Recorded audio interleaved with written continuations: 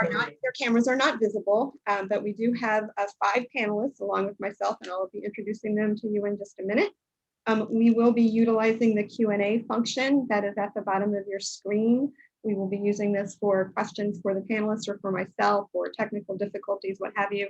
I'll be doing my best to keep an eye on that once we get this show started. We will not be pausing at every question, but we will pause multiple times throughout the session to make sure that we get questions answered, hopefully in a timely manner. If there are questions that we are unable to answer, it's on me to make sure that I get answers back to you all as the attendees and participants. The other, let's see, tell you everything I needed to know. Yeah, so that was the housekeeping. So that's out of the way. So welcome everybody. I thank you all for joining today. I thank you, the panelists and the attendees, for your time. Like I said, I know that we are all very busy and I really appreciate your time. I hope attendees that you find this helpful and that it's helpful to you and to your church. And thank you again, panelists, for your willingness to share your expertise and your experience. Before we get started, I would like to open with just a very brief word of prayer. So if you would, please pray with me. God of grace, thank you for this day.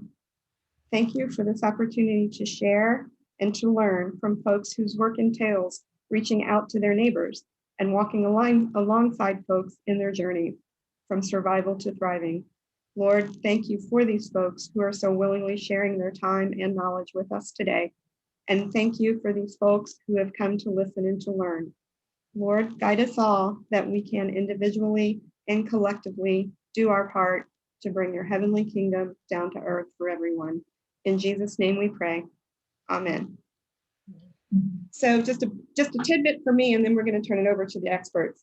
So when Metro Board kicked off our year this year, I requested that we have an objective to collect from our church leaders in the Central District, our church leaders, what would be of help to them as far as resources, what kinds of knowledge, what would be a good webinar, a workshop.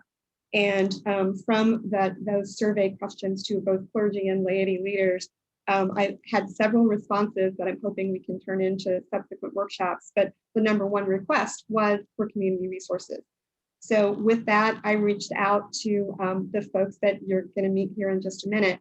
They have various perspectives and various roles in our communities, but all of them are focused on resourcing our stuff, our knowledge, our tools, our programs for the betterment of everybody, but particularly with the focus for those who may be marginalized or otherwise under-resourced.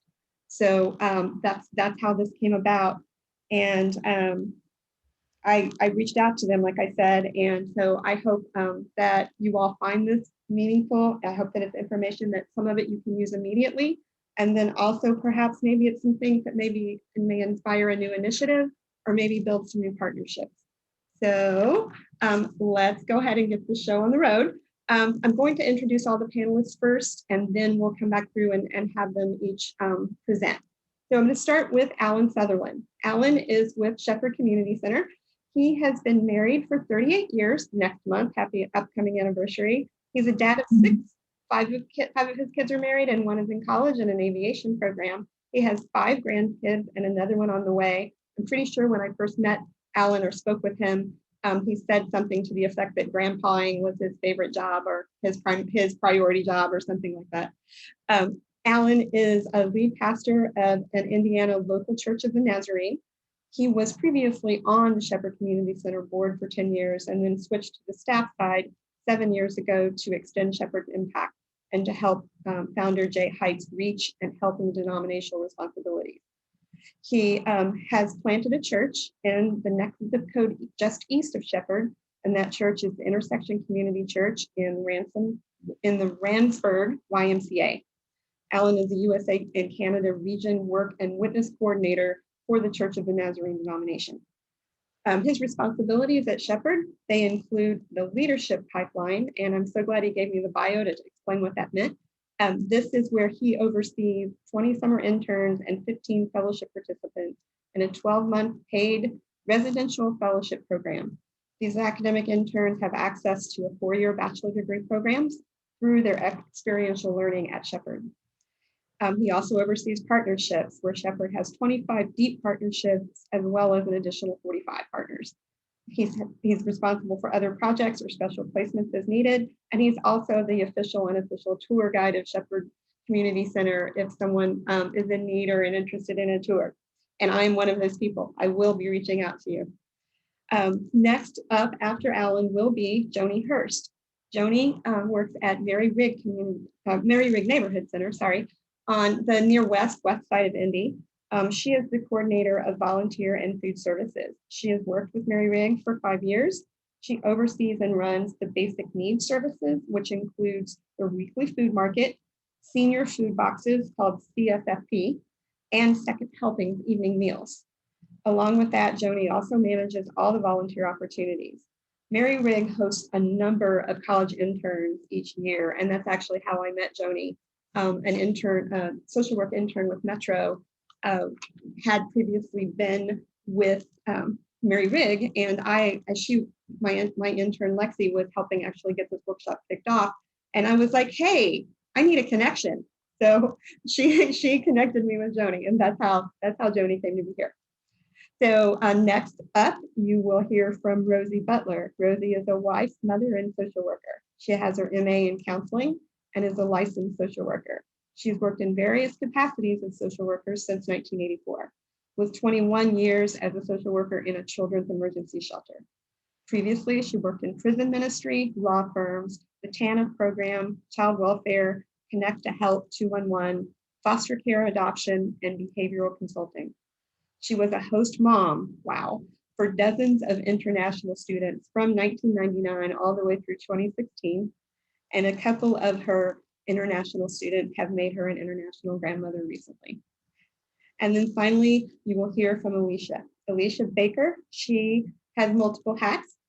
She has worked in the nonprofit sector with local community and international development organizations for over 10 years.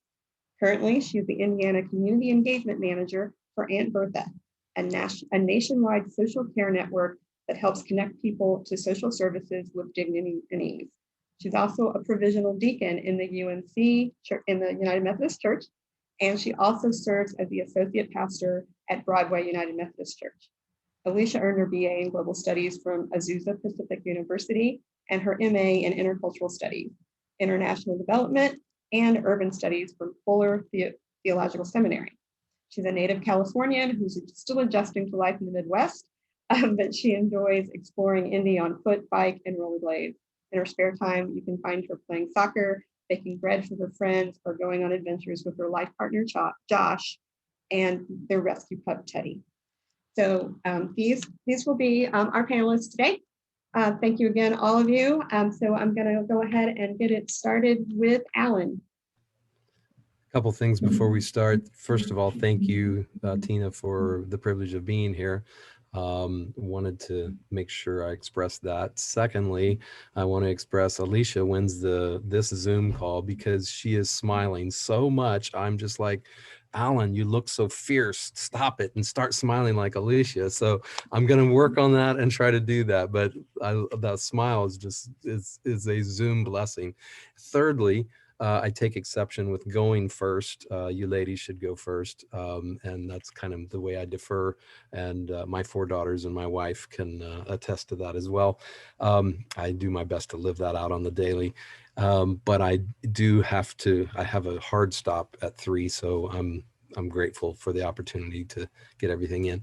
Last thing before I start is I take a little bit of exception with being classed with as a professional in this. You ladies have a lot of frontline experience, and much of my experience, while I understand what you mean by professional and all of that, I'm very much still a student, and I want to learn from each of you as much today as, and even if you come and have a tour or anything of Shepherd and our wonderful place and the wonderful people who are working on the front lines, I very much want to hear from you and learn from you as well. So my posture today is not so much as someone who comes with a bunch of answers, but I do want to share some experiences and share some mistakes we've made over our 35-year history, and anything we can do to build the kingdom of God. I don't care what tribe, it doesn't matter, but to see Christ come and his will be done on earth as it is in heaven. That's our goal, and anything we can do to extend that reach, we want to do that. To give you a little background, I think that's where you wanted me to start, Tina, and you prompt me, and feel free to change directions. I'm watching the clock, all right, so that I don't speak too lengthily. So no one ever set out 35 years ago when Shepherd Community began and said, let's become in 2021 an organization that has 84 staff members and a $6.5 million budget, and let's do everything and the reach that Shepherd Community is doing. What did happen 35 years ago is a few months, actually 35 years ago, last November, there were a few lay people who pushed some pastors to be engaged in an inner city community at State and Washington Street, an inner city church that had taken white flight, but the building was still there. And there were challenges with that building and that space, and then trying to meet the needs of those neighbors. And those neighbors were a multitude of multi-ethnic backgrounds and those kinds of things, but many of them were challenged in their health, they were challenged in their mental health, they were challenged with addictions, they were challenged in the areas of how they made a living on the streets, whether that was through sex trafficking or through drugs and those kinds of things and addictions. And that marked what that suburban neighborhood church saw, Westside Church of the Nazarene, and they said, let's go serve a Thanksgiving meal and see what we can do to help the people there and help that church. So about 350 to 400 people showed up from the neighborhood after they flyered it, and they did this extensive Thanksgiving meal and ate with the participants and all of that.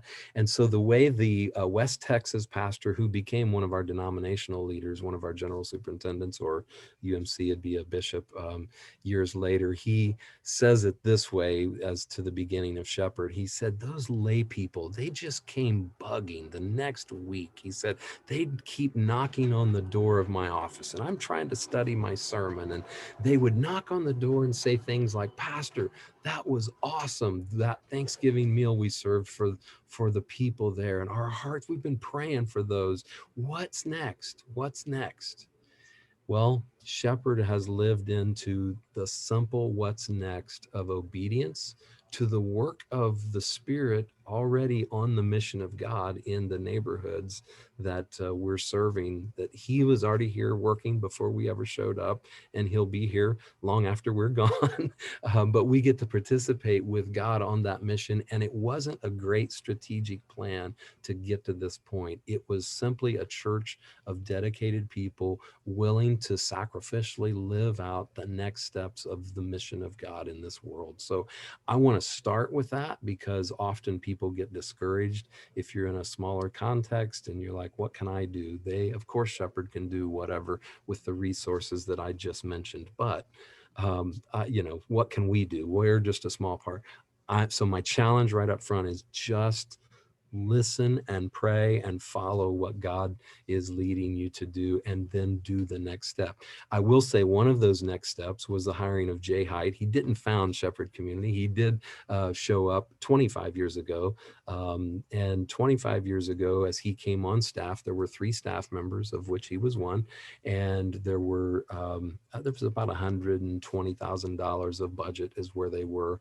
But the founder was an all over the place, ADD kind of, missionally ADD kind of guy, who's like, oh, hey, there's this need for after school programming. Let's do that. Oh, there's homeless people. Let's help them. Oh, wait, there's an alcoholic issue. Let's do something like with AA. Oh, wait, there's sex trafficking issues. Let's help them. And so they begin to try to do everything. And one of the great things that God had helped Jay to lead through is this sharpening of the focus of what needs to happen, because often in our organizations we can say that we need to stop doing some things in order to do better the things that we currently or are gifted at. So one of the things, we don't do a lot of homeless ministries because we have a great partnership with Wheeler Mission, and they do it fantastically, and other organizations in the city who focus on that. So we just become exactly what Tina's trying to do today, and that is a resource, and we share those resources. And so we'll send people there and help them navigate those things. So our mission is to break the cycle of poverty on the Near East Side, and we do that through some very specific means. And while Tina and I were talking, she said, you got to share this. So what we discovered is childhood poverty is off the charts here. In fact, it's been historically either the number one or as low as number three highest poverty rates for children in this zip code, 46201 zip code, in the nation. And that's even with Appalachia and some of those things where we have partners who work as well. But it's so as we focused on breaking the cycle of poverty with that first generation, we work with mom and dad or the second generation to do that. But our challenge is this 25-year continuum of care that meets physical needs, it meets emotional needs, it meets academic needs, and of course, spiritual needs as well of our neighbors. And we do this through the building of 10 assets that we've identified in the lives of our neighbors. And I'll send you a bunch of links that you can share with all the participants. We have a great video that talks about what those 10 assets are and those kinds of things. But it starts with faith. You know, the government has decided that income or a lack of income is what is poverty. And we would say, yeah, it's one of the 10, but faith or a lack of faith or lack of future orientation, a lack of hopefulness toward a future. And if you talk to those in poverty, that you often discover that they just have no hope for a future. So they don't care now. Or if as one young lady that we were trying to help whose boyfriend had been killed in a local public school here, she said, well, he's died. And I sat and counseled with her as a pastor and was like, so let me ask you, who do you know of, how many of your brothers are alive? And, who do you know that's, and the oldest person she knew was a grandmother who was the ripe age of 40.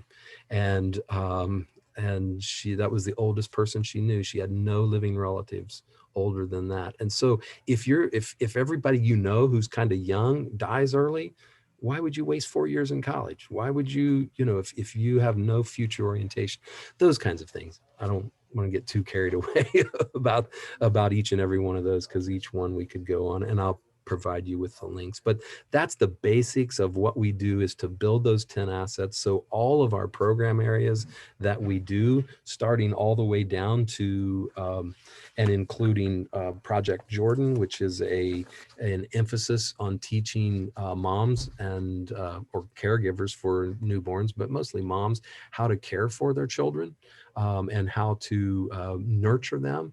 This is a long-term violence solution. And I got to say, when I first came to Shepherd, I'm white. I know that's a shock to you, but my hair is too. And that's 6 kids, because I'm really only 35, but I had 6 kids. And so my hair turned white. But anyway, so, I came with this white Republican middle-class mindset, and I had been indoctrinated in that kind of thing.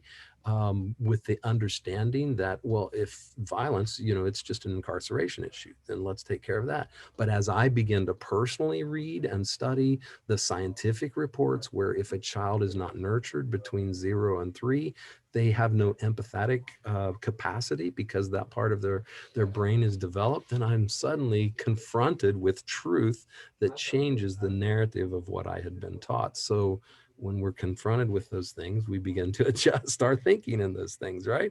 So now I don't fit anywhere, but it's all good, because what we've discovered is that one of the ways that the church could actually be involved in a long-term nonviolence program is not only teaching moms how to nurture their kids 0 to 3, but maybe coming and rocking a kid for a while and nurturing that child for a while. So this need became some of our focus, why we have a mini Hartman daycare center that we just opened with 3 other partners, the neighborhood center. And besides taking an elementary school that has, been abandoned and all of that. So we work with other partners. They develop a senior citizen housing program to care for them. And our goal pre-COVID, and it will be post-COVID, because we started it in last August, in the middle of COVID. So we haven't been able to actualize this yet. But the goal is that the senior citizens can interact with the children, who also, this is a jobs program for single moms particularly, but single parents. And so all 3 generations have the opportunity to flourish. And we have the opportunity to be those unique relationship recipe chefs, if you will, and see the kingdom of God help people flourish, and see the Spirit of God help people flourish. And that's breaking those cycles of poverty and cycles of violence as well. So Project Jordan works with that. There's the preschool academy. We have an academy with 160 students. When this, for those who work in the public school system, thank you. You're doing God's work. You're missionaries. I get it. But when a local elementary school that is failing and has been an F student for a number of years has 3% of their children that are at grade level, then we have to provide options, as well as try to come alongside that school and help our neighbors who can't get into like our academy or to other locations. And so we do those kinds of things. Then we have after school programming. We have graduation and beyond, very specific things. One of the things Tina and I talked about was our food pantry. So we actually have neighbors who have participated in our food pantry who are running the food pantry. And so we are coming alongside of them and empowering them to lead those efforts. We looked in the 46201, there are 17 food pantries, and we thought that's too many in one zip code.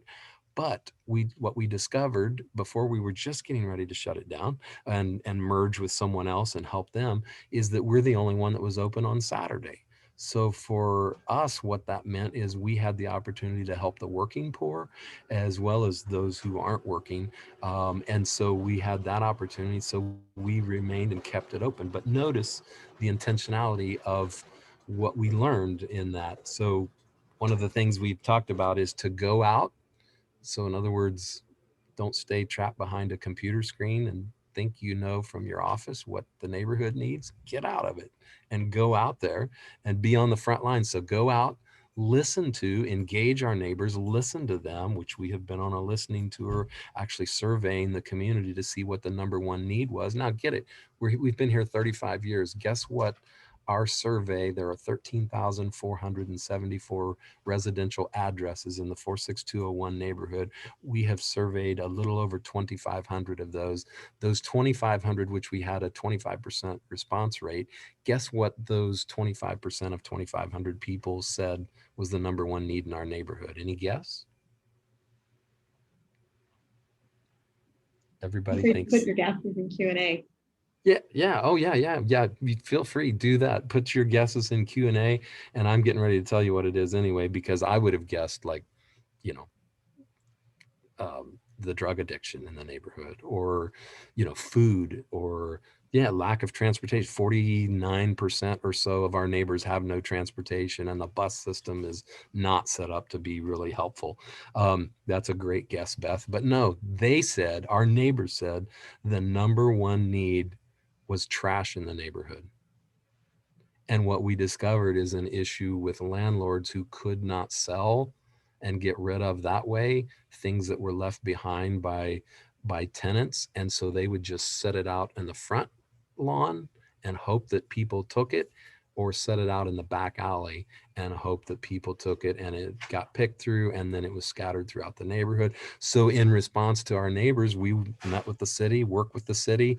And so we went out, we listened to our neighbors, and then we served with, and we set up actually cleanup schedules block by block, working with our neighbors, announcing when we would be doing this so they could participate with it, and us saying, we listened to you, we heard you, now we want to come alongside of you, and you are part of the solution, and you are part of the assets of this community as much as anyone else is.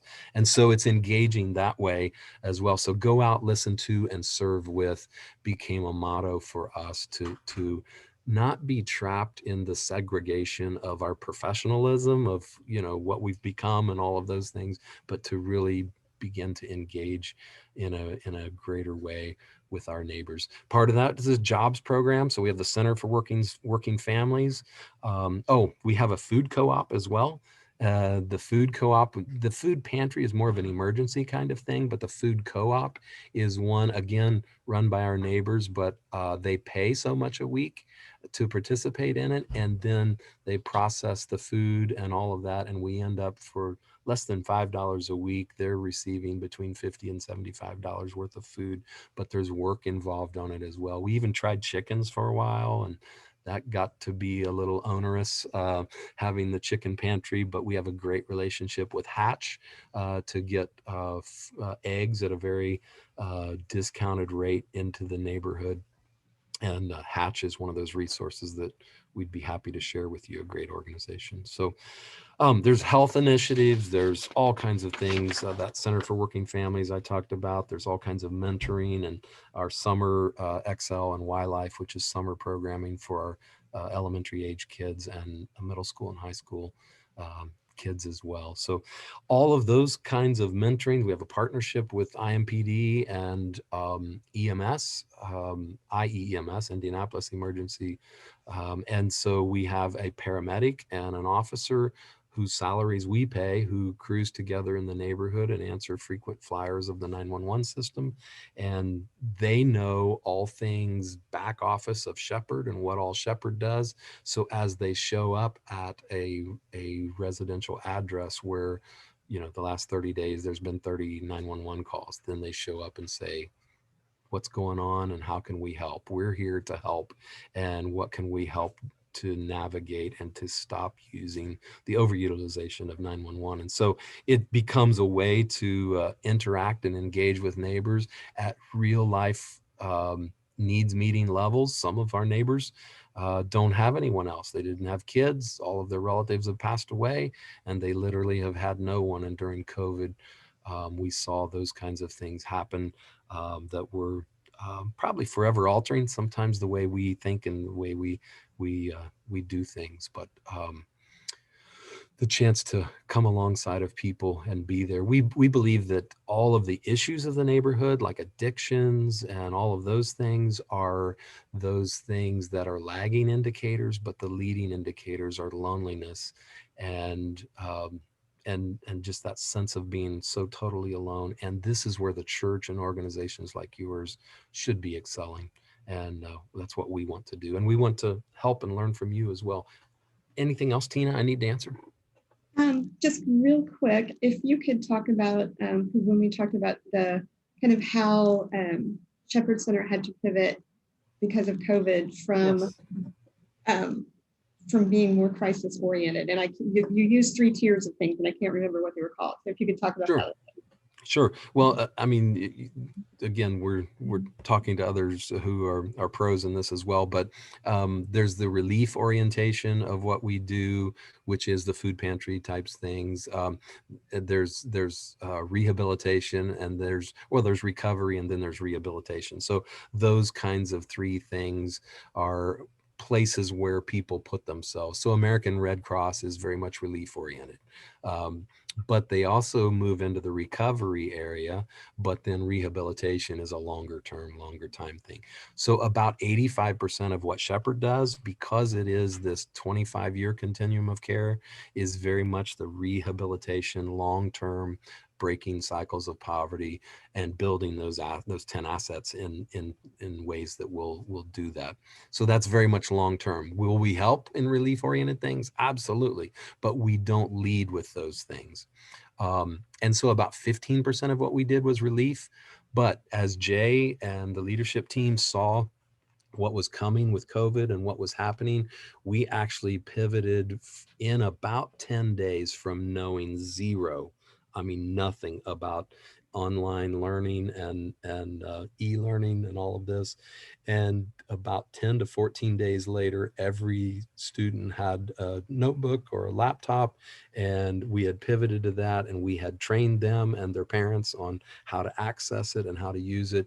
And we pivoted, and I just think it's phenomenal that an organization our size and with as much it's a big ship, and it's tough to turn a big ship, but was able to pivot that quickly. And that's the grassroots people and staff members and the parents and families as well that had to make that kind of a pivot. But we pivoted from focusing more on the 25-year continuum of care. We've pivoted from that to no, people need food. So we started serving food 6 days a week. For a while, we couldn't find food. You remember early on, there was this shortage. And so we were scrambling everywhere to get food and paying, substantial amounts for it to make sure our neighbors and our neighborhood was taken care of. So we started distributing food 6 days a week. As we moved into winter months and all of that, we actually purchased a tent, set it up so that our worker, and a big salamander heater so that people could stay warm under that, and they'd do drive-through, and we'd load the stuff for them so they never had to get out of their vehicles. All of those kinds of pivots to pivot to that, and as well as clothing and other things. And then of course the needs meeting of rent and all of that. So we spent almost $1 million last year taking care of real needs, which was the highest amount we had ever done anything like that. And food, of course, all busted the budget and went off the charts. But our donors responded too, because in that pivot, we began immediately communicating that to donors and those who had the means, because, and by the way, I'll throw this resource out there for you who may be like I was, because I was the lead pastor of a smaller church. Talking about money felt like I was always begging for it. For me, it just feels that way if you're in a smaller organization. But let me tell you something, grab a book. You can read it in about an hour. It's about 70 pages long. Henry Nouwen, it just went away.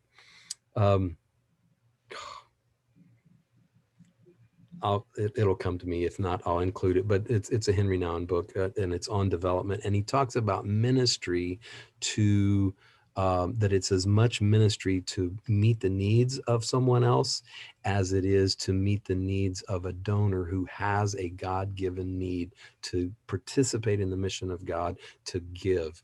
And so, man, I hate those senior moments that happen. But that was one thing I hadn't intended to talk about. But I will get you that. Okay. So I'm going to check. I got it. The Spirituality of Fundraising is the name of the book. Short book. You can read it in an hour. The Spirituality of Fundraising, Henry Nouwen. I'm capturing that, folks. So in my notes, so I'll include that in our the resources that I distribute to everybody too. Do you want me to type the answer to Jenny's question, or do you have other questions for me? Yeah. Okay. Jenny has asked about the poverty rate in 46201. Yes, what I meant was the childhood poverty rate. So what we discovered is childhood poverty rate. 46201 has been over the last 35 years from anywhere from number 1 to number 3 in the nation. And I know within the 1.1 mile wide and about a half mile tall, north and south area that we call our Shalom area, that we're focusing in on every address, because it's our closest space. There are 6,500 people, and of those 6,500 people, 1,500 of them are age 5 or younger, which is a phenomenal, dense population for children. So that is that rate. I don't remember what the exact rate is for the last census, so I'm sorry, Jenny. Can't be more specific on that. Cool, thank you. Does anybody else have questions for Alan right now? Sandy, we will get your question to Rosie when Rosie's up here in a few minutes. But does anyone have direct questions for Alan right now? We'll have other opportunities until we lose him in about 20 minutes. And it is an open invitation to you if anyone wants to come and tour Shepherd. I'll include all of my information somewhere, or from Tina. You'll have it, and feel free to Absolutely. Yeah, I'll be distribute sharing that. everybody's contact info and all that good stuff when we get done. Okay, well, Alan will be with us here for about another 20 minutes, so I'll keep an eye on QA. So if someone has Q&A, if someone has another question specifically for him before he has to drop off, I'll make sure we get it in. If by chance we don't get it asked before he leaves, I will be reaching out if anyone has questions after we're done too. Okay, now, thank you, Alan. Joni, you are up. Let's talk about Mary Rig. Okay, so hard to come by from Alan there. No. So I work for the Mary Rig Neighborhood Center. We are on kind of the south west side of Indianapolis. We are pretty much we're a full social service agency on the southwest side. We offer different types of resources. I kind of will start off kind of how Alan started off, kind of the history. We've been around for 110 years this year. Mary Rig was actually a person. She was the first licensed social worker in Indiana. She started the Immigrant Welcome Center in 1911. And then we kind of just grew on her legacy, and she was helping refugees coming over from Russia and other places and needing resources that they weren't able to get easy they are today. So we started out with all that, and then we renamed the center after her in the 80s, and we've kind of just lived on her legacy through and through with the different services that we provide. Our mission is to empower adults, youth, and families by serving as a thriving community resource that provides help, hope, and opportunity. So we do go through and through with our mission on trying to catch those people kind of at different levels of life and everything.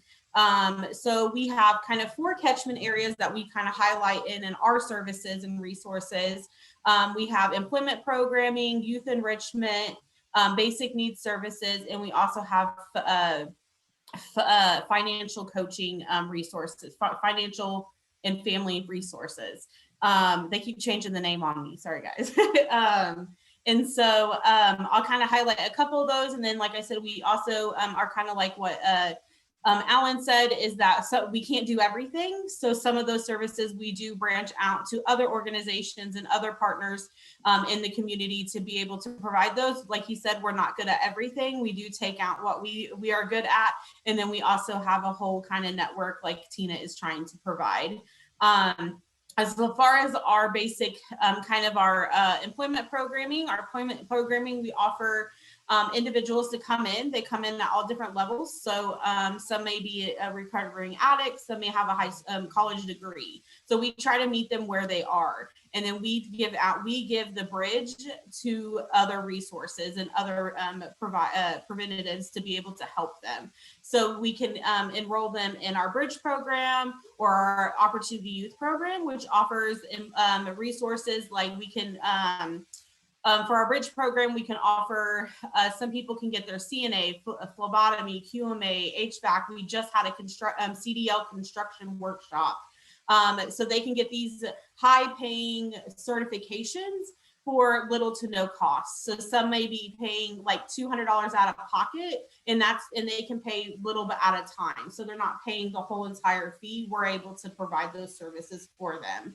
And then they also get partnered with one of our employment coaches to work one-on-one with them to make sure they don't get back in that repetitive state. So I always say, once they have a coach, you have that coach for a lifetime.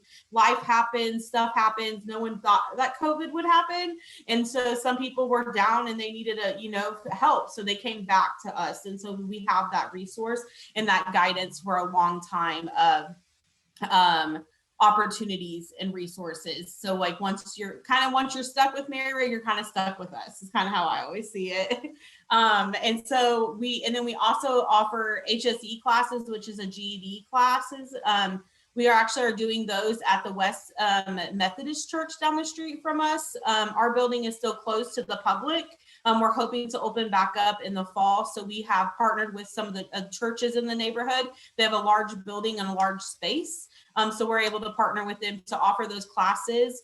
We also have English as a second language classes. So some people start there and then they go into the to those career-based programs. Some of those you do have to have a college degree, or a high school diploma or something to be able to provide those. So we start them there in those courses. And that's kind of the gist of kind of the employment services. Employment services also we kind of try to keep them coming. So like, we don't want them to go away. We want them to keep coming and keep seeing us. So we'll like do incentives like, oh, we can give you a $50 gas card if you bring me check stubs. So we try to keep them engaged and aligned and to get those core documents that we need for funding purposes, but then also give them an incentive to be able to provide those for us. Our youth enrichment program, we offer a before and after school program for area IPS schools. Mainly they are school 46 and school 49. We do offer also tie in Crystal House West is also one of our locations. Normally, if you can provide transportation, it's kind of, we will take you as long as you're within this vicinity of Mary Rig. We have before COVID, we had about 60 to 70 kids. Right now, we just brought the program back due to COVID. So I think we have about 10 right now, just because school's about to end. Our summer camp, we're anticipating a large summer camp this year. Before COVID, it was about 160 to 70 kids. Right now, we're shooting at about 80 is kind of what we're shooting at for this year. They go on field trips once a week. We take ages 5 to 14. So that's our age range for our before and after school and our summer camp. So we have 4 age groups. We have 5 to 6-year-olds, 7 to 8-year-olds, 9 to 10-year-olds. And then we have a leaders program, which is our 11 to 14-year-olds. All the age groups go on at least one field trip. They go swimming a couple times a week. They do the reading program at the libraries. They do different iPad program. They do a math program. So we keep them educated, but then also still having fun. So we have all those resources. They have a whole academic part of the summer camp. Our core hours is 8 a.m. to 5 p.m. So we have, or I guess our core hours is 9 to 4, but we offer extended care starting at 8 a.m. and then going until about 5:45. So we have those services. We also hire a lot of people during the summer to be able to be counselors in those age groups. So that's another added bonus that we have. We actually hired a lot of our interns that we just had. So that's kind of a good thing that we do for our employment program or our youth program. And then also a lot of our kids that were in the program are now staff members. So we have several staff members that came to Mary Rig as a kid and now is employed through Mary Rig or is coming back to be a counselor. So that's kind of those wraparound services that kind of Alan was talking about to keep them in the community and they know firsthand how it is at our center. So it's really rewarding to be able to provide those jobs for those individuals. So we're gearing up for that. It starts June 7th. So we're super excited about that to have the kids back in the building. It's definitely not the same without hearing those kids' voices in the building. So we're excited about that. And then we also are kind of a SEAMer. We have a SEAMer and we also have a couple other programs that we wrap around services. So we do try to work with the parents of those kids to get to kind of like work on a budget or any other resources that we have like on the upstairs level that can benefit them as well. So some of them have went through those job programs to get a certification and is working a better job. Some volunteer through us. So we try to find those places to be able to help the whole family, not just the child. So we call them wraparound services, and stuff like that. And then we also offer family financial services.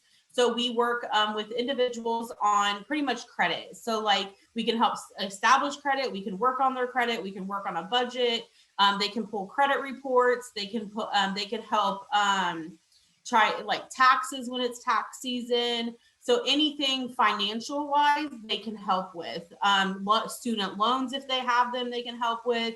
If they owe a whole bunch of back, like stuff like on their credit that they want to try to get off of, they can help. So it's kind of I always say it's the ABCs of financial coaching, where they can help with all types of different things. And then we also offer that to anybody coming into our center. So you can be a client or just a client coming in. Those are services we offer.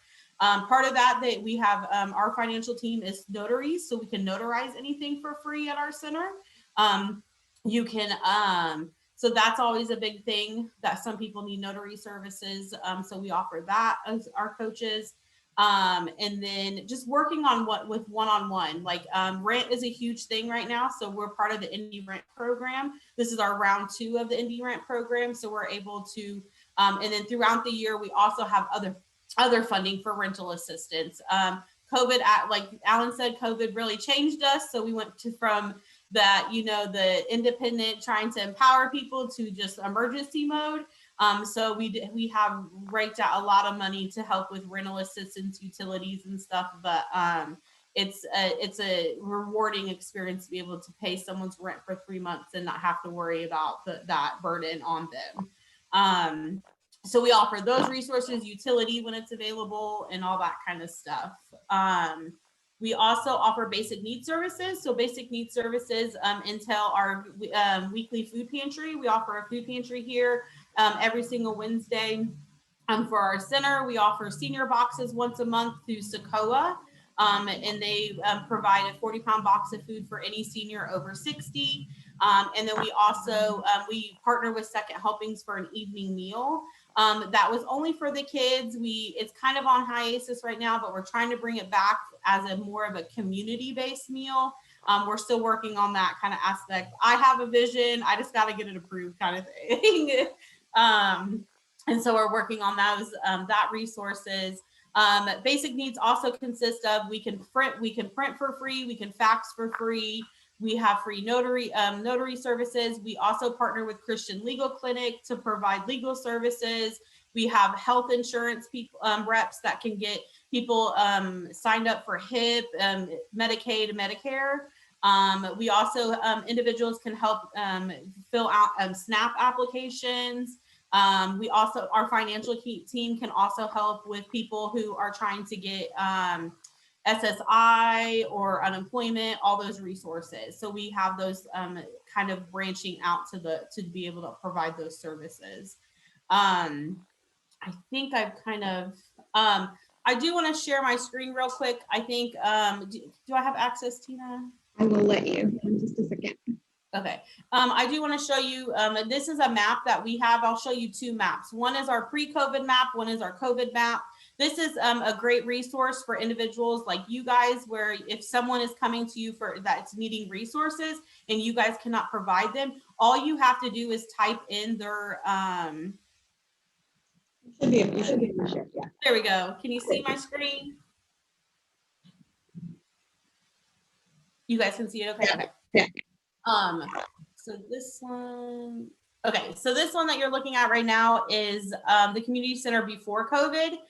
During COVID, a lot of the community centers and outreach centers took their service area and made it bigger to be able to help with the demand of services needed. So they were able to expand it.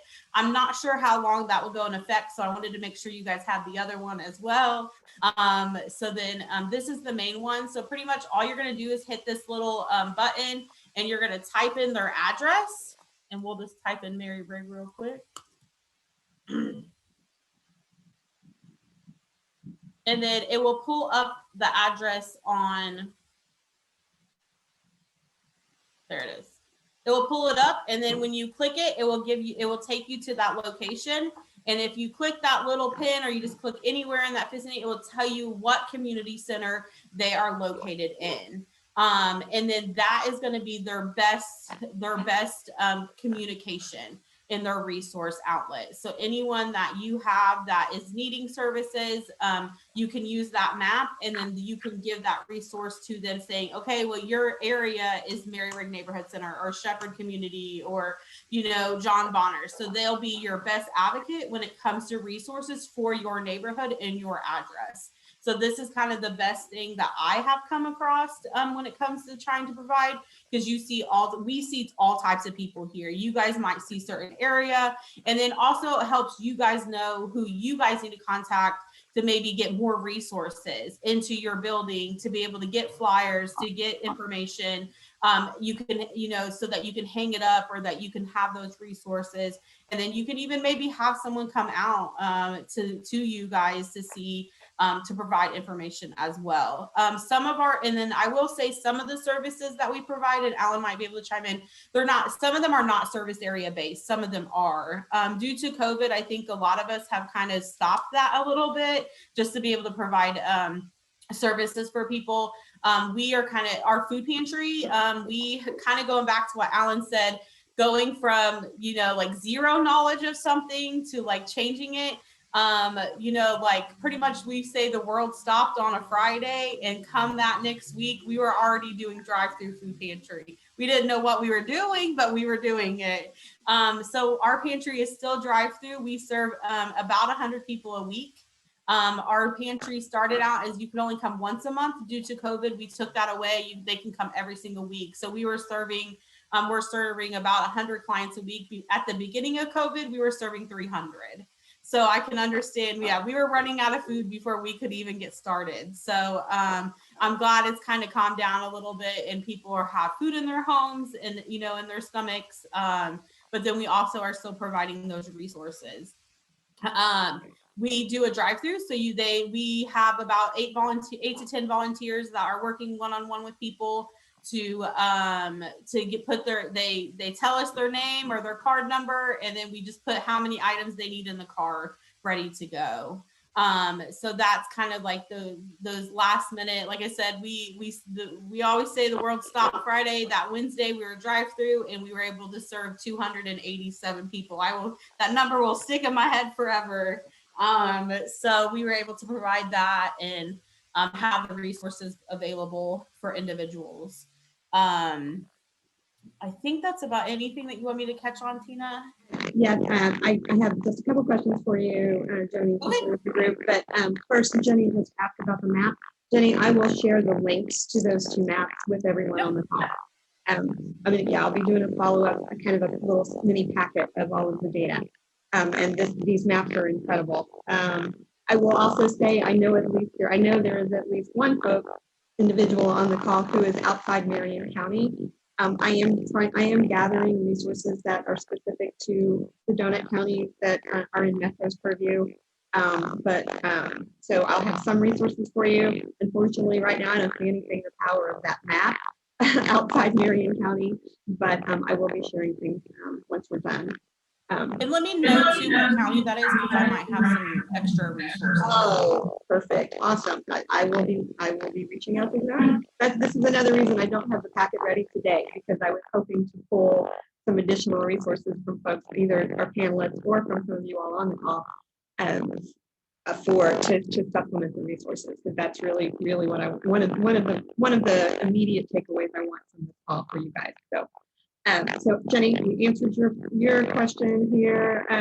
So real quick, Joni, before we move on to Rosie, so just a hypothetical question for you. If someone outside your service area shows up or calls, what does that look like? How does that play out? Yeah, so it really just depends on what resources they're needing. What normally would happen, I feel like I'm echoing. Is it really bad? No, you sound okay here. Okay. So what normally will happen is that our person at the front desk that gets the main calls will work on trying to locate where they're at. A simple Google search, to be honest, is probably our best bet to try to find resources in their area. And then, like I said, several of our programs are not service area based, and some of our community partners work with every place in Indiana or have resources.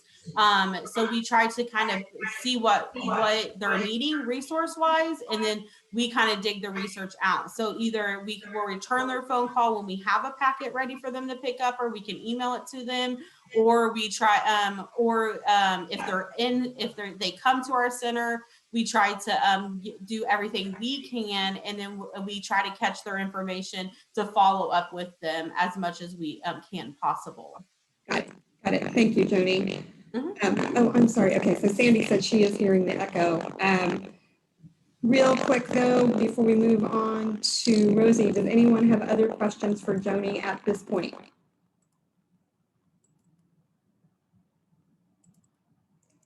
Okay. Right now, then, Joni, we may come back to you with more questions.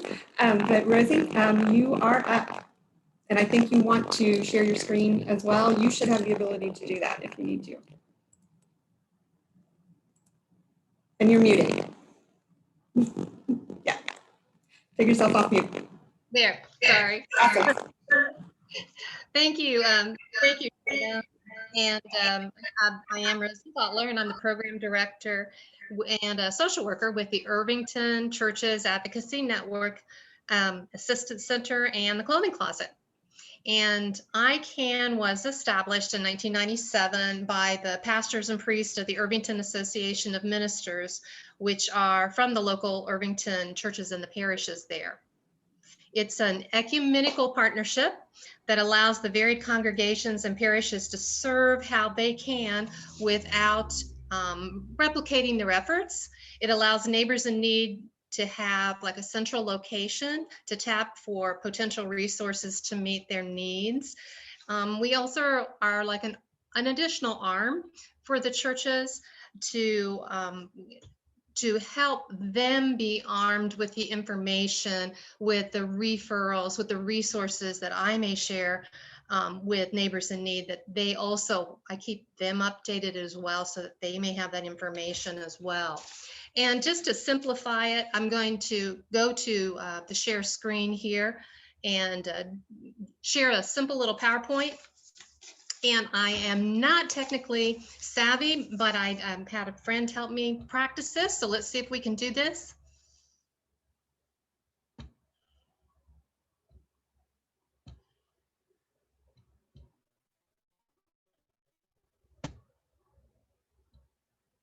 Okay,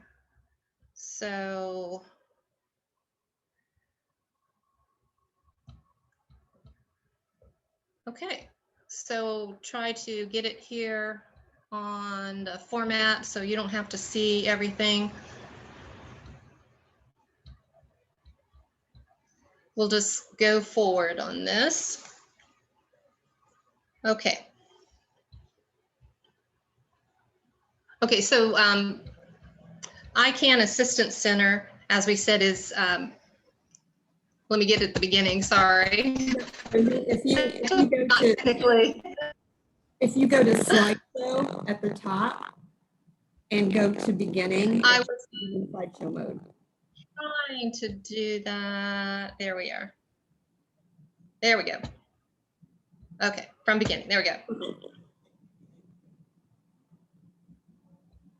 Okay. So the ICANN Assistance Center, again, we're overseen by the Irvington Association of Ministers, which are the pastors and priests and from the churches in the Irvington community. And these are the different churches that are involved with ICANN. And as you can see here from the screen that we have a food pantry out of one of the churches, the Downey Avenue Christian Church. And there's a second food pantry that operates out of the Emerson Avenue Baptist Church, but that is also where ICANN has its clothing closet. And then further, the Irvington United Methodist Church is kind enough to allow us, we're housed, the main office is housed there. But all of these congregations and parishes came together to help create ICANN.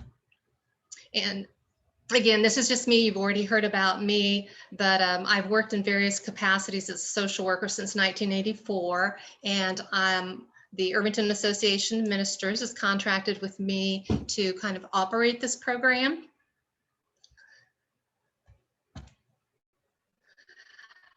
And so we kind of come from the premise of the scripture that wherever there is the need, from Matthew 25:40 there, that we'll try to help and assist in meeting that need.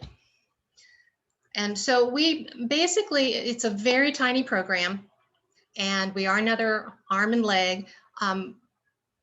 Shepherd Community and Mary Rig are phenomenal programs, operate longer hours, have a larger staff, and they are definitely on the resource list of ICANN. We send those who are appropriate to their boundaries to them. But with the Irvington community is kind of, again, real tiny, but we do try to help when within boundaries with the financial assistance, rent, utilities, transportation. There are no boundaries with our clothing closet. We just, anybody in need is able to come. And then, like I said, we referring to other programs as, like Joni just discussed, is a big portion. We definitely cannot begin to do or give or share all that is needed. But there are, again, are awesome programs out there, just like Shepherd and Mary Rig. There are others throughout the community that are able to also assist in many ways to help meet those needs. So, but case management services are available to anybody who walks in. Just trying to sit down, talk with them, see what the needs are, and get them where they need to be.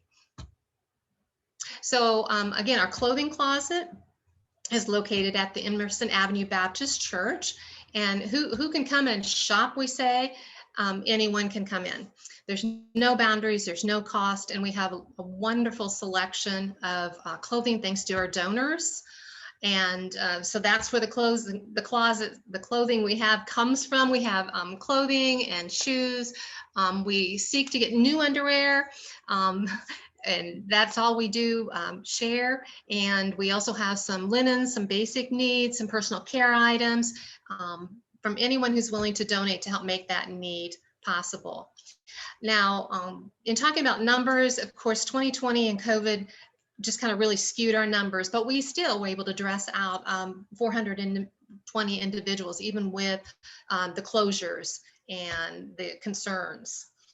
And so referrals, we talked about referring clients and individuals, because every program, again, cannot meet all of the needs of individuals, even though, I mean, it's just awesome to see how these different programs are just meeting so many different needs. Referrals are very important to try to help the client or the visitor or the neighbor in need to get to where they need to have their needs met.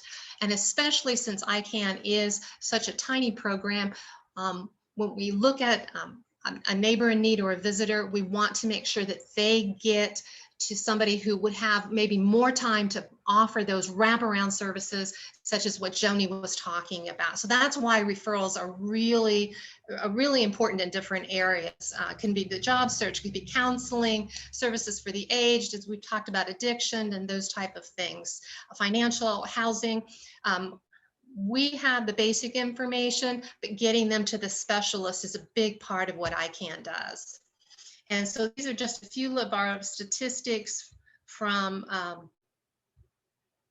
last year. Again, COVID kind of put things into a different perspective, but those are just kind of the statistics that we have for that. And of course, who is an ICANN visitor? And we've already, you've already heard about that through the others. It's no different from ICANN.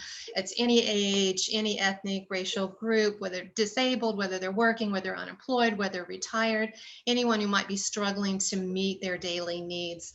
Those are the ICANN visitors that we see.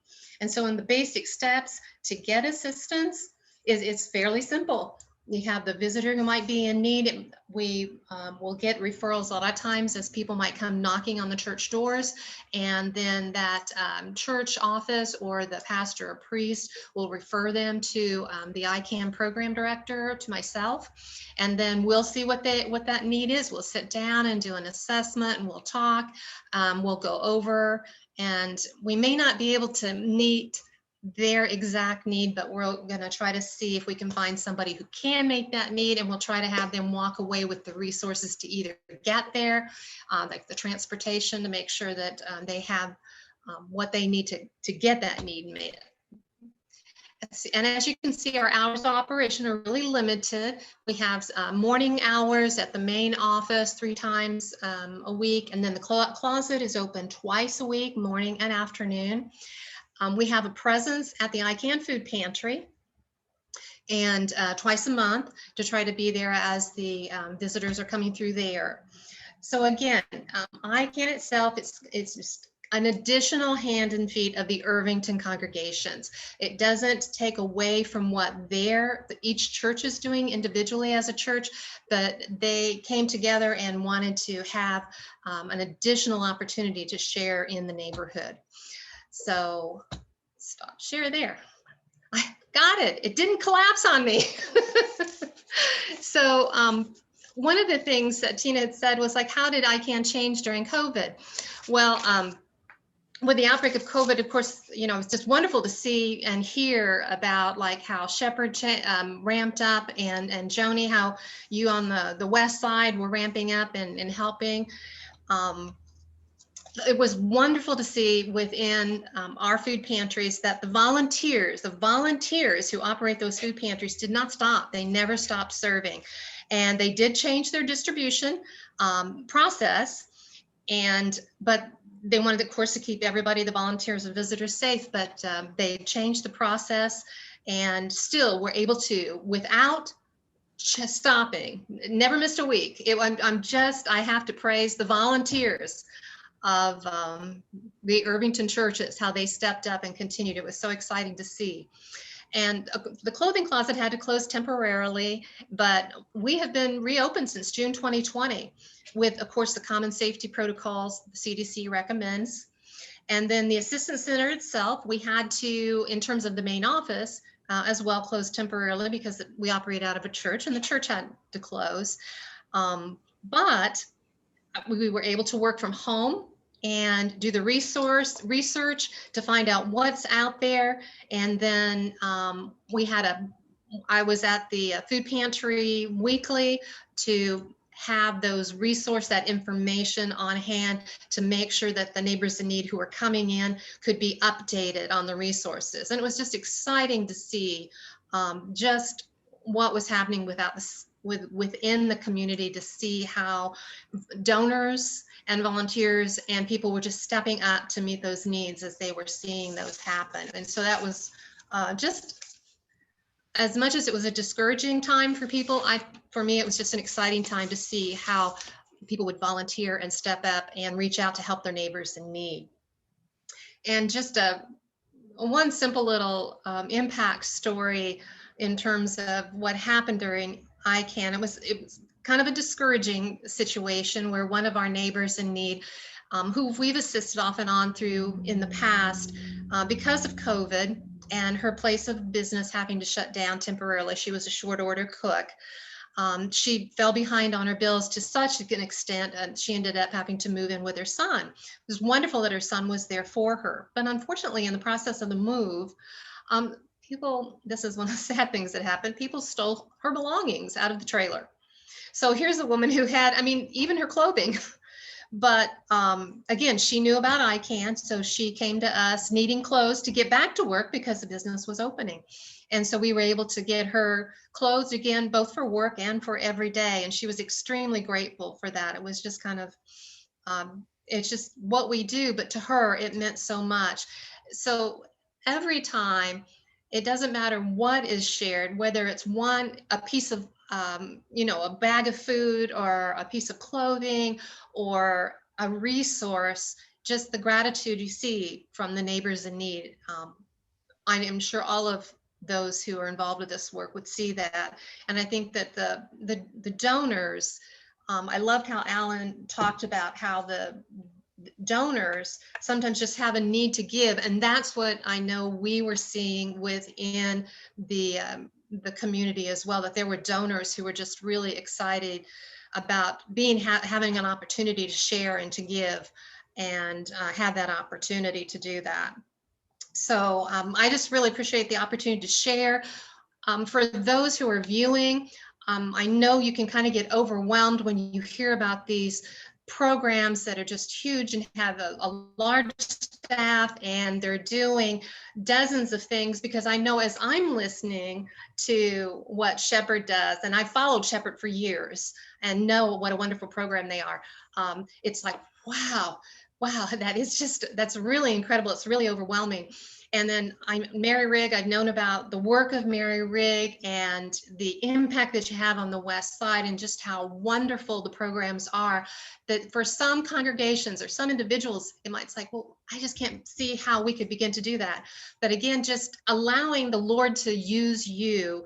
ICANN is just a small program, but we are able to help because the churches have come together and decided that, this is one way that even though we are not of the same, we're all of the same faith. We may not be of the same denomination, but that we can come together and cooperate and see that the needs of individuals and families can be met, at least in their basic needs within the community. And then again, to try to make sure that they have those needs refer on to other stronger, larger programs, such as the community centers, that will be able to spend more time with them. So I appreciate the invitation to share our little program here with ICANN. And I want to encourage, encourage any church. One of the goals that I have as the program director, again, is to arm the churches, each one individually, with the resources that I find out about, so that they can, in turn, whether it be as a church or as individuals, then they can be armed with that. And of course, when you hear from Alicia, she is definitely one of those pieces of information, the findhelp.org, that I share and that I give to people, so that they can 24/7 have information available to be able to assist. So again, thank you. And should I answer that question? Yeah. How did I happen to be involved with hosting international students? It's a God thing. I got a piece. I always have been interested, I have personally been interested in the idea of hosting somebody from another country. And so University of Indianapolis, their ESL school, did a mailing to, I think within 15, 20 minutes, to alumni. And so from that little piece of mail, I sat down, talked to my husband and said, I've always wanted to do this, and they're needing a host. So could we try this? So in 1999, we had one little student for 2 weeks from Japan with the ESL school. And we just absolutely fell in love with the idea. And so in 2000, we ended up with 3 students. Our third student that year ended up staying 6 months, and then it just went on from there. So I could talk another hour about all that, but that's not why we're here. So Thank you, Rosie. yes. Okay, Alicia, you dropped off and I had somebody go, where'd she go? So I'm glad you're back.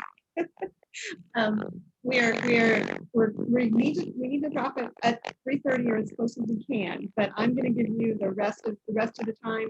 Do your thing. So you should have the ability to share screen if you need to. So go for it. Awesome. Thanks, Tina. And hey, everybody. Yes, I'm back. I had to go hop off and get prepared for commissioning because I'm getting hopefully commissioned later this year, annual conference. So trying to get all the details worked out because it's coming up soon. So appreciate your patience. I'm back. My name is Alicia Baker. Like I mentioned, or Tina mentioned, I'm the Indiana Community Engagement Manager for Aunt Bertha. I'm just going to walk you through a brief overview of how to use findhelp.org, which is a free resource site that's available anywhere across the state for you to access, for our neighbors to access. Rosie uses this Lots of my friends at Shepherd use this. A couple of my friends at Mary Rig use this. So hopefully it will also be useful for you all as well.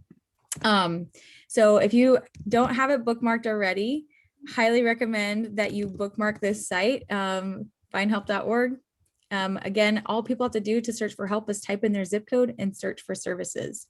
They don't have to have an account, they can just search.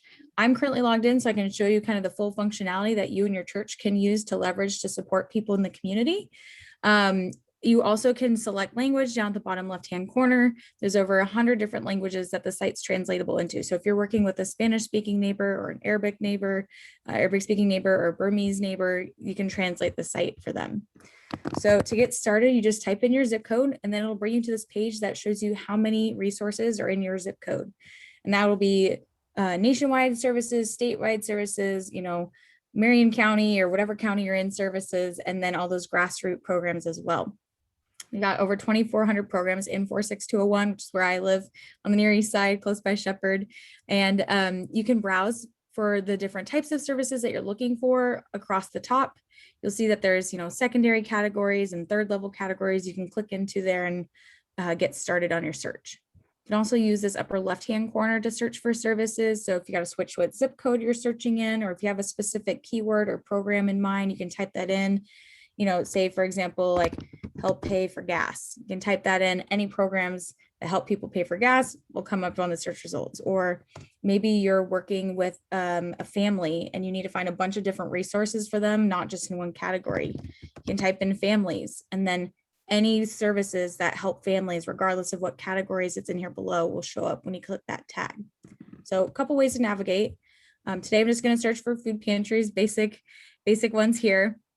But you'll see here at the top, you see the list of how many programs, food pantries are in your area. You can sort by relevance or closest. On the left-hand side, you can see a map of where all those programs are located. And then on the right is the list of all those programs.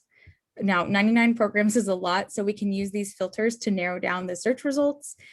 Personal filters, this is dynamic. So as programs add information about their target audience, you can select here. So let's say you're working with somebody that's currently experiencing homelessness, they've got children, you can select those boxes, and then programs that support that demographic will come to the top of the search result for you.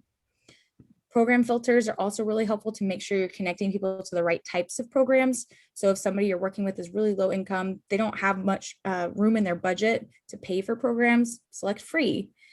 Things that are open now, maybe they are on a quick break from work. Open now, you know, you want to be able to visit, but you don't have access to a vehicle. You want to walk or bike or take public transit, select that.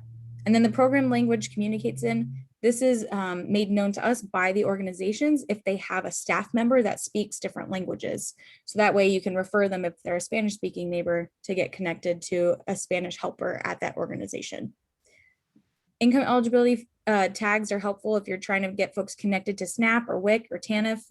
Pretty simple, straightforward eligibility guidelines there. Filter the search. It'll tell you on the program card if they may be eligible or not eligible based on their income. So now I'll be taking a look at filters. I'm like flying through this, so don't worry. I also do trainings on this like every month. So if you miss something, you can always sign up for another training. But taking a look here at the program cards, at the top is the name of the program, then who runs it, a little bit of info, main services provided, who they serve. Right side is next steps to get in contact with them, hours of operation if they're closed, all of that there. More info below. Eligibility, if the program's currently available or if there's a wait list, longer description of what's available, languages supported, cost, you know, again, we've got the map.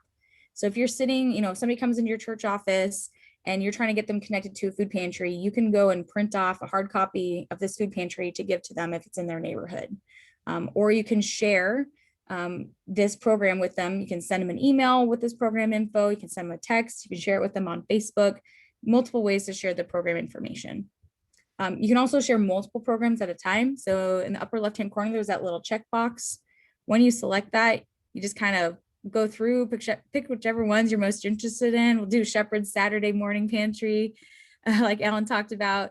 You can click select, and then you'll see again that list in that cart that you kind of grew at the bottom of the page. You can email that to a person. You can print off a hard copy to give to them, or you can save it to your favorites folder. which for me, coming from the social services nonprofit world, was like the most amazing thing to me. So many of you probably have like a community resource guide that you try to keep up to date, which is a lot of work and time and energy. And usually like a month after you print it off, it's out of date already because somebody's phone number changed. So basically what these favorites folders are living, breathing resource guides. So you can pick which resources on the site you want to save to this folder, whether it's based on a type of resource like food or housing or an area, Indianapolis, Carmel, wherever. And when you click save, again, you'll choose which folder it goes into. So I want to add this to my Indie resources folder and maybe my food resources folder since we're looking at food pantries. I just click save.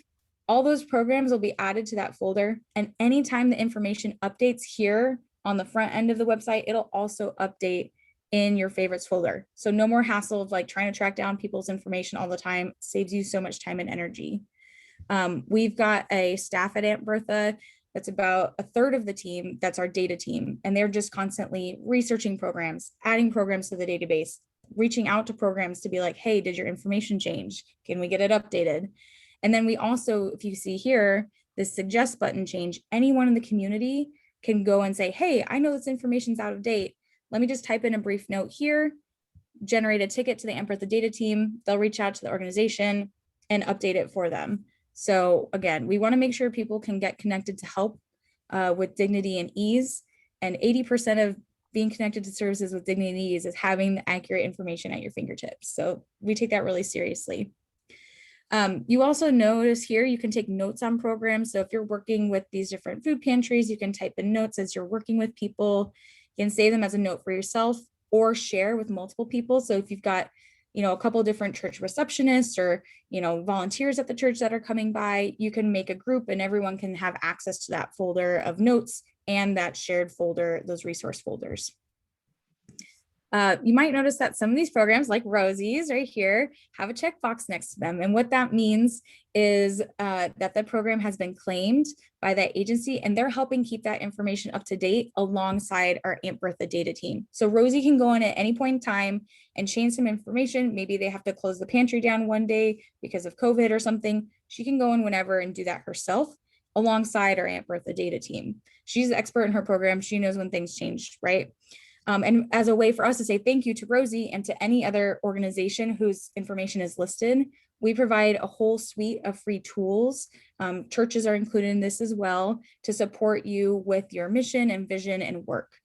So when you claim your program, you'll get access, if I scroll up here to the top, to this whole program tools dashboard where you can download analytics to see, how many people are coming to your program, what zip codes people are searching in, what types of things they're searching for, all sorts of really useful information as you're, reporting to your board at church or, trying to think about what new ministries you might want to start and what the needs are in your area. So many great uses for all that information. And then if you don't have a way to help people get connected to your programs and your ministries, we have a bunch of tools that can help you set that up so you're not living in Excel spreadsheets, which is not the best place to be sometimes. So if you don't have a way to do that, feel free to sign up for these, to claim your programs. If you have a church pantry or a clothing closet or any sort of ministry, like counseling services, as long as it's a free or reduced cost social service, it can be listed here for free. So again, a great way to get the word out about your ministries. To claim your program, if you go to the bottom of the page, click claim programs, I'll do a quick search to see if it's in the database. If it's not listed, it'll ask you to suggest it. And then you can claim it and get access to those tools. The last thing I'm going to cover really quickly with the last couple minutes I have left is you can also make referrals to organizations like Rosie's and Joni's and Allen's as well, directly through this platform too. So you can see here in the bottom right-hand corner, there's buttons that say refer or next steps or apply, depending on how the program has set it up. You just click that teal button to start that process. Now, I don't want to send a real referral to a real agency. They'd probably be very confused. So I'm going to do this on my demo site here. But again, we see those teal buttons in the bottom corner. When we click refer, it'll start that referral process. Again, somebody can do this for themselves in the dignity of their own home. They don't have to tell anybody about this. They can just do this on their own. or if you're helping someone, it'll basically just ask for some really simple information, first name, last name, email address or phone number, some way to get in contact with them, what language they speak, so we can make sure that that organization can reach out to them and talk in their language, best way to reach them. If there's any comments you need to send over, you can add that there. And then we confirm consent from that person to share their information. We're HIPAA compliant, high trust certified. We take privacy really seriously. We got to get that consent. We send the referral, then we're able to actually track the status of that referral and make sure that our congregant or our neighbor or whoever we're helping doesn't fall through the cracks. So once we send that referral, again, we'll see that notice the referral was sent, but we can track the status of the referral here in the People I'm Helping dashboard. Once you're in that dashboard, you'll be able to see anybody that has come through the church office or people that you've helped here on the left. And you can just search for anybody that maybe has come back in, and you can find their profile, see their information, see all the referrals that have been made and where they're at. If you're, doing programs with them and you've added goals for them to work on, like, finishing their GED, you can update the status of those goals and tie referrals and notes to that. You can see who all on your team has been helping them over here on the left, any applications they filled out for services. And then on the right, you see all those referrals. So you can see here, we referred Teddy to help to the Immigrant Welcome Center resource helpline. And we see that he got help, which is great for us. We know that he got connected to the service that he needs. And as we scroll down, we see all those other referrals, the one we just made right here as well. We can go and update that at any point in time too. So if we know that he got connected to that service, we can say got help. We make sure that we're following through to make sure that they're connected to help. So that's a really high level, speedy, fast overview of findhelp.org. Like I mentioned, I know we're at time, but I do have a website here that's go.auntbertha.com/Indiana. I do trainings a couple times a month, so feel free to just go to that site, scroll down to the bottom of the page. There's lots of other cool stuff on there, but then you can sign up for any of these webinars. They're all virtual. The times to sign up or the places to sign up are ideas, like we're just gonna be doing zip code searches in Northern Indiana or Central Indiana, but you can crash whichever one's most convenient for your schedule. And I'm also happy to meet with you all individually. If you have questions about your specific church and how you might be able to leverage this, this is my calendar. It's publicly available. You can just book some time with me. It'll automatically make a Zoom meeting and a calendar invite. It takes the headache out of scheduling everything. So thanks for letting me speed through this. What questions do you have? We did get a question from Sandy earlier about wanting to make a suggested program. So I don't know if you want to if you have like a minute and a half to step through that for her. Yes. And then if that works, if not, then she can follow up with you directly and maybe attend one of the trainings.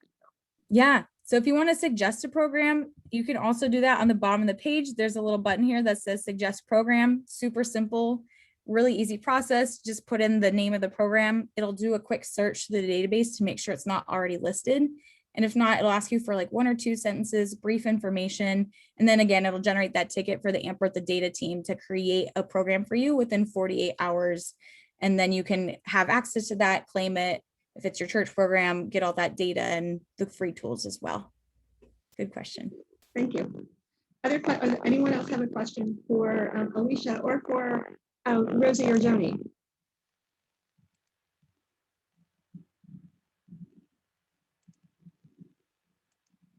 Okay, well, we went over by just a couple of minutes. Again, if anyone has questions that you didn't get a chance to ask or you think after the fact, please let me know. I will be collecting contact info for everybody and putting a small packet together. I've also got all of the links that were shared both by Joni and Alicia. So I'll be including those. Rosie, is it okay if I share would you be willing to share your PowerPoint if I turn it into a PDF file? Would I be able to distribute that to folks? Okay, cool. So I'll reach out to you and get that. And hopefully by early next week, I'll have these resources as well as a few other things I've been trying to collect from Donut County.